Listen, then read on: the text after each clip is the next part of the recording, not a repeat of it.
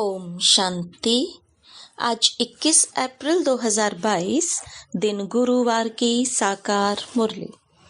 आइए अब सुनते हैं मीठे बाप दादा के मधुर महावाक्यों को। मीठे बच्चे, बाप की याद में रहना यह बहुत मीठी मिठाई है जो दूसरों को भी बांटते रहो, अर्थात अल्फ और बे का परिचय देते रहो। प्रश्न: स्थायी याद में रहने की सहज विधि क्या है? उत्तर: स्थायी याद में रहना है तो देह सहित जो भी संबंध हैं उन सबको भूलो। चलते फिरते उठते बैठते याद में रहने का अभ्यास करो। अगर योग में बैठते लाल बत्ती भी याद आई तो योग टूट जाएगा। स्थायी याद रह नहीं सकेगी। जो कहते कोई खास बैठकर योग कराए उनका योग भी लग नहीं सकता। गीत: रात के राही थक मत जाना, सुबह की मंजिल दूर नहीं। ओम शांति। अभी यह हुई योग की बात, क्योंकि अभी है रात। रात कहा जाता है कलयुग को, दिन कहा जाता है सतयुग को। तुम अभी कलयुग रूपी रात से सतयुगी दिन में जाते हो, इसलिए रात को भूल दिन को याद करो। नरक से बुद्धि को हटाना है। बुद्धि कहती है बरोबर यह नरक है और किसी की बुद्धि नहीं कहती। बुद्धि है आत्मा में। आत्मा अब जान गई है कि बाबा आया है रात से दिन में ले जाने। बाप कहते हैं, हे आत्माएं, तुमको जाना है स्वर्ग में, परंतु पहले शांति धाम में जाकर फिर स्वर्ग में आना है।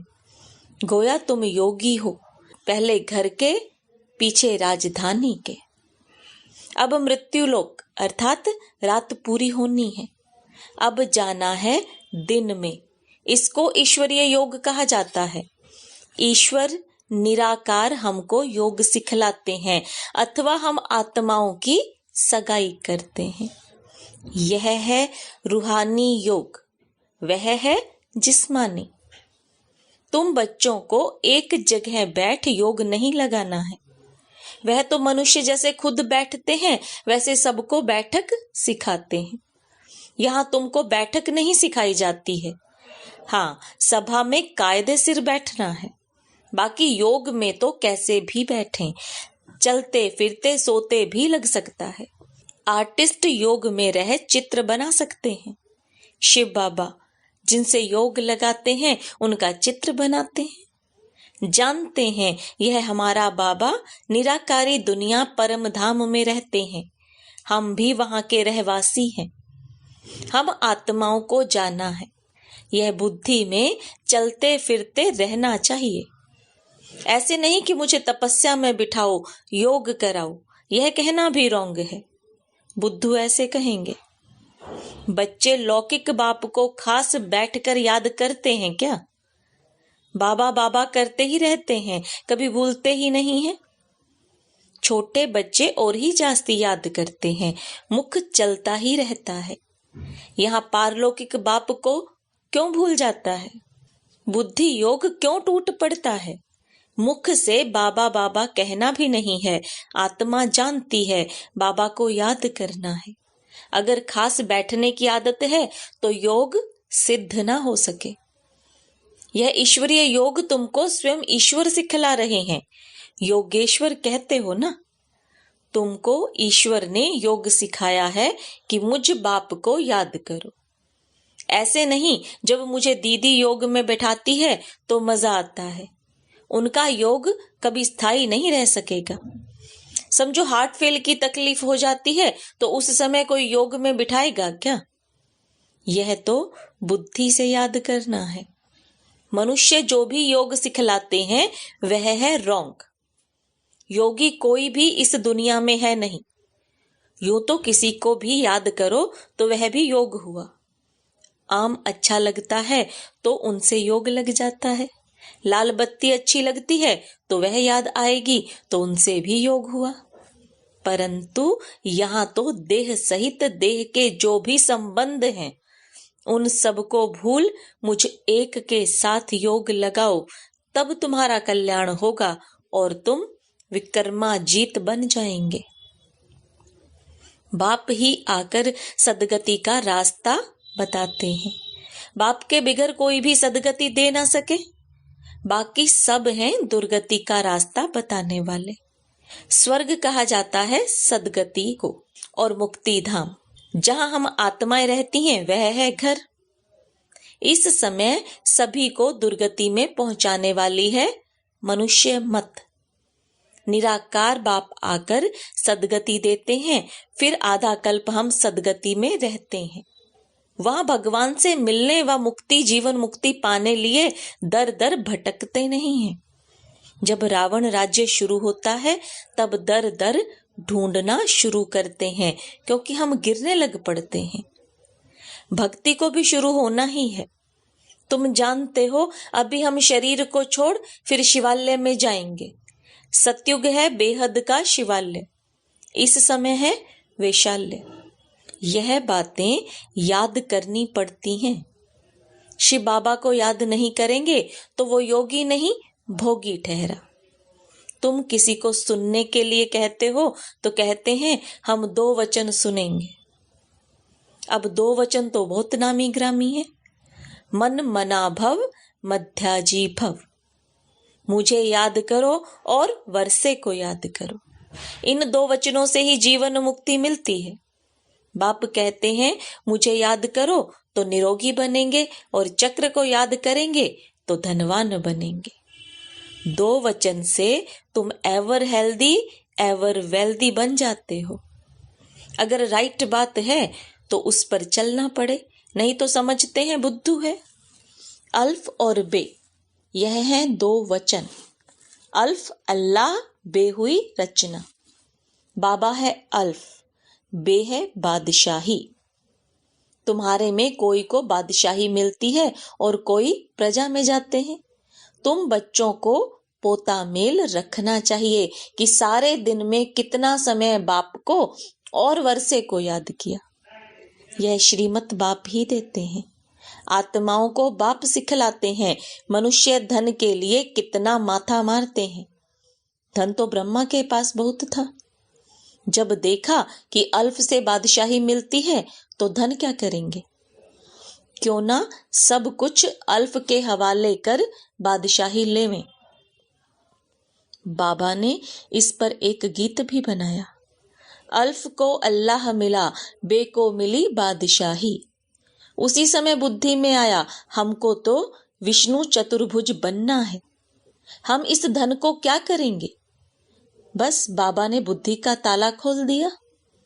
यह अर्थात साकार बाबा तो धन कमाने में बिजी था। जब राजाई मिलती है तो गदाई का काम क्यों करें? फिर बाबा भूख तो नहीं मरा। बाबा के पास जो आते हैं उनकी बहुत अच्छी पालना होती है। घर में भूख मरते होंगे। यहाँ तो जो श्रीमत पर चलते हैं उनको बाबा भी बहुत अच्छी मदद करते हैं। बाबा कहते हैं सबको रास्ता बताओ कि बेहद के बाप को याद करो और चक्र की नॉलेज को याद करो तो तुम्हारा बेड़ा पार हो जाएगा। खिवैया आया है बेड़ा पार करने। तब तो गाते हैं पतित पावन खिवैया, परंतु याद किसको करना है यह किसी को भी मालूम नहीं है, क्योंकि सर्वव्यापी कह दिया है। एक ही शिव के चित्र को कहते हैं भगवान। फिर लक्ष्मी नारायण या ब्रह्मा विष्णु शंकर को भगवान क्यों कहते हैं? अगर सब ही बाप बन जाएं तो वर्षा कौन देगा? सर्वव्यापी कहने से तो ना देने वाला रहा ना लेने वाला रहा। लिखा हुआ है ब्रह्मा द्वारा स्थापना, ऊपर में शिव खड़ा है। शिव बाबा ब्रह्मा द्वारा देवता बनाते हैं तो ब्रह्मा भी देवता बनेंगे। यह काम एक बाप का ही है, उनकी ही महिमा है। एको ओंकार अकाल मूर्त, आत्मा अकाल मूर्त होती है। उनको काल नहीं खाते तो बाप भी अकाल मूर्त है। शरीर तो सबके खत्म हो जाते हैं, आत्मा को कभी काल खाता नहीं है। वहां अकाले मृत्यु कभी होती नहीं है। समझते हैं हमको एक शरीर छोड़ दूसरा लेना है। स्वर्ग में है तो जरूर पुनर्जन्म भी स्वर्ग में ही होगा। यहाँ तो सब नरकवासी हैं। कहते हैं फलाना स्वर्ग पधारा तो जरूर पहले नरक में था। इतनी सहज बात भी समझते नहीं है। सन्यासी भी नहीं जानते हैं, वो तो ज्योति ज्योत समाया कह देते हैं। भारतवासी भगत भगवान को याद करते हैं। गृहस्थी भगत हैं क्योंकि भक्ति प्रवृत्ति मार्ग वालों के लिए होती है। वह तो है तत्व ज्ञानी। समझते हैं हम तत्व से योग लगाकर लीन हो जाएंगे। वह तो आत्मा को भी विनाशी मानते हैं। सत्य कब बोल नहीं सकते, सत्य है एक परमात्मा। तुमको अभी सत्य का संग है तो बाकी सब झूठ हुए। कलयुग में सत्य बोलने वाला कोई मनुष्य होता ही नहीं। रचयिता और रचना के बारे में कोई भी सत्य नहीं बोलता। बाप कहते हैं अभी मैं तुमको सभी शास्त्रों का सार बतलाता हूँ। मुख्य जो गीता है उनमें भी परमात्मा के बदले मनुष्य का नाम डाल दिया है, जबकि कृष्ण इस समय सांवरा है। अब कृष्ण का भी ऐसा चित्र बनाएं जो मनुष्य समझे, डबल शेड देवें। एक तरफ सांवरे का शेड, दूसरे तरफ गोरे का शेड। फिर उन पर समझाया जाए कि काम चिता पर बैठने से काला बन जाते हैं, फिर ज्ञान चिता पर बैठने से गोरा बन जाते हैं। निवृत्ति और प्रवृत्ति दोनों ही मार्ग दिखाना है। आयरन एज फिर गोल्डन एज बनती है। गोल्डन के बाद फिर सिल्वर कॉपर होती है। आत्मा कहती है पहले मैं काम चिता पर थी, अब मैं ज्ञान चिता पर बैठी हूँ। अब तुम बच्चे जानते हो हम पतित से परिस्तानी बन रहे हैं। योग में रह तुम कोई भी चीज बनाओ तो कभी खराब नहीं होगी। बुद्धि ठीक रहने से मदद मिलती है, लेकिन है मुश्किल। बाबा कहते हैं हम भी भूल जाते हैं, बहुत तिरकनबाजी है। बड़ा अच्छा अभ्यास चाहिए। स्थायी याद ठहर नहीं सकती है। चलते फिरते याद में रहने का अभ्यास करना है। याद तो कहाँ भी कर सकते हो, याद से बल मिलता है। इस समय सच्चा योग कोई भी जानते ही नहीं है। बाप के सिवाय जो भी योग लगाना सिखलाते हैं वह रोंग है। भगवान ने जब योग सिखलाया तो स्वर्ग बन गया। मनुष्यों ने जब योग सिखलाया तो स्वर्ग से नरक बन गया। कोई भी उल्टी चलन थोड़े चलते हैं, तो बुद्धि का ताला बंद हो जाता है। 10-15 मिनट भी याद में नहीं रह सकते। नहीं तो बुढ़ियों के लिए, बच्चों के लिए, बीमारों के लिए भी बहुत सहज है।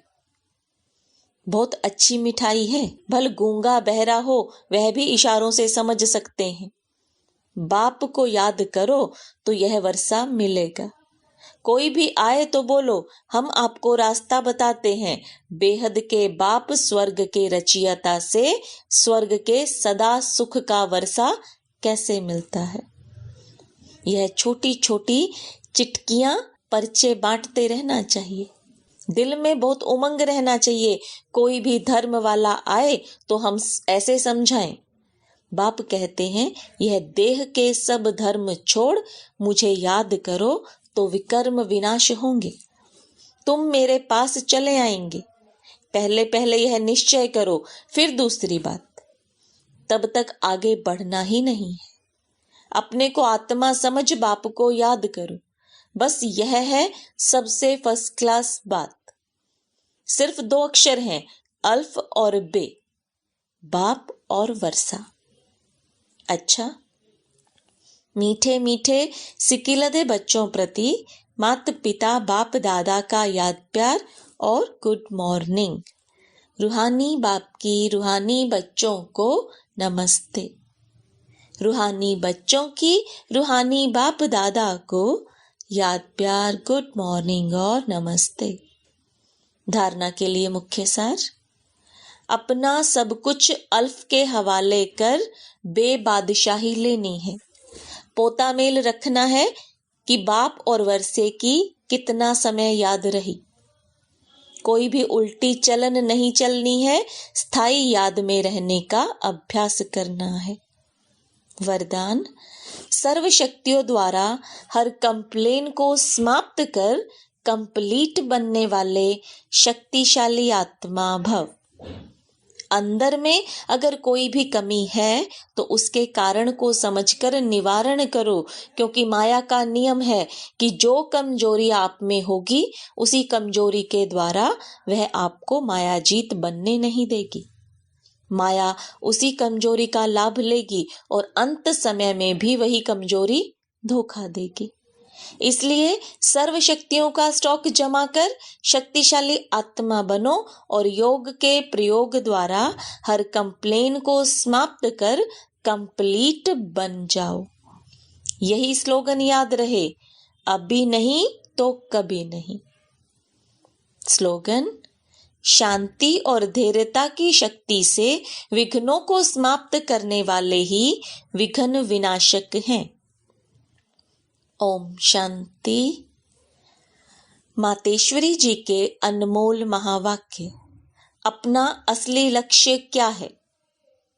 पहले यह जानना जरूरी है कि अपना असली लक्ष्य क्या है। वो भी अच्छी तरह से बुद्धि में धारण करना है, तब ही पूर्ण रीति से उस लक्ष्य में उपस्थित हो सकेंगे।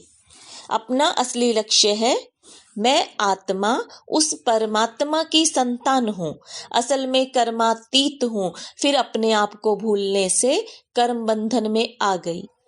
अब फिर से वो याद आने से, इस ईश्वरीय योग में रहने से अपने किए हुए विकर्म विनाश कर रहे हैं। तो अपना लक्ष्य हुआ, मैं आत्मा परमात्मा की संतान हूँ। बाकी कोई अपने को हम 100 देवता समझ उस लक्ष्य में स्थित रहेंगे तो फिर जो परमात्मा की शक्ति है वो मिल नहीं सकेगी और ना फिर तुम्हारे विकर्म विनाश होंगे। अब यह तो अपने को फुल ज्ञान है, मैं आत्मा परमात्मा की संतान कर्मातीत हो, भविष्य में जाकर जीवन मुक्त देवी देवता पद पाएंगे। इस लक्ष्य में रहने से वह ताकत मिल जाती है। अब यह जो मनुष्य चाहते हैं, हमको सुख शांति पवित्रता चाहिए, वो भी जब योग पूर्ण होगा तब ही प्राप्ति होगी। बाकी देवता पद तो अपनी भविष्य प्रारब्ध है, अपना पुरुषार्थ अलग है और अपनी प्रारब्ध भी अलग है, तो यह लक्ष्य भी अलग है। अपने को इस लक्ष्य में नहीं रहना है कि मैं पवित्र आत्मा आखरीन परमात्मा बन जाऊंगी, नहीं, परंतु हमको परमात्मा के साथ योग लगाए पवित्र आत्मा बनना है। बाकी आत्मा को कोई परमात्मा नहीं बनना है। अच्छा, ओम शांति।